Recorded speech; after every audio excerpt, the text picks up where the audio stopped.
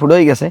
কিছুদিন আগে আপনাদের কাছে বলছিলাম একজন অসহায় মা, এই এলাকার মুরব্বীরা সবাই একটু কম বেশি দেখাশোনা করে, তার ঘরে বাজার ছিল না, আমরা তার জন্য কিছু বাজার সাদা নিয়ে এসেছি। আসলে মানুষ কিছু করতে পারে না আল্লাহর হুকুম ছাড়া। অলরেডি আমরা বাসায় চলে এসেছি ইনশাল্লাহ। আসসালামু আলাইকুম, কেমন আছেন? ওয়ালাইকুম সালাম, কেমন আছেন? ভালো আছেন? আমি জন্য তো বাজার সদা নিয়েছি। আমি তো কই পচা ভাত খান। আজকে ভাত খাইছেন কি দিয়া? আজকে ভাত খাইছেন কি দিয়া? মরিচ পোড়া। আর খাওয়া লাগবে না ইনশাল্লাহ। আলু, ডাল, তেল, পেঁয়াজ, সয়াবিন তেল, এক বস্তা চাউল, মুড়ি সব লই আইছি। আর খুশি হয়েছেন? বেশি খুশি হয়েছেন?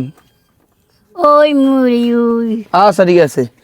প্রিয় দিনী ভাই, আপনার সবাই কেমন আছেন? আসলে সকল প্রশংসার মালিক একমাত্র মহান আল্লাহ তাআলা। টাকা পয়সা ধন সম্পদ থাকলে কেউ আল্লাহ রাজি খুশি দান করতে পারে না। যেসব ব্যক্তিরা আমাদের দানের সাথে সম্পৃক্ত, আমি একজন জাহান্নামের আসামি, আমি তার জন্য কি দোয়া করবো ভাই কন?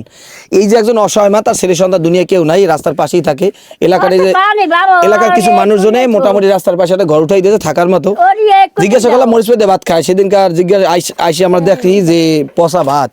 তো আসলে হৃদয় রক্তক্ষরণ নয়, আমরা কুকুর বিড়ালের আত্মনাদ বুঝি। মানুষ মরে গেলে হেয়ার প্রতি ভালোবাসা আমার একসের, কিন্তু জীবিত মানুষ বাড়ির আনাচে কানাচে না খাই ধুকে ধুকে শেষ হয়ে যায়, এর প্রতি আমাদের কোনো মায়া মহব্বত নাই। আমরা আবার করতেন তোমরা কি একাল মহব্বত কি ভাই সেই পরে না ভাই।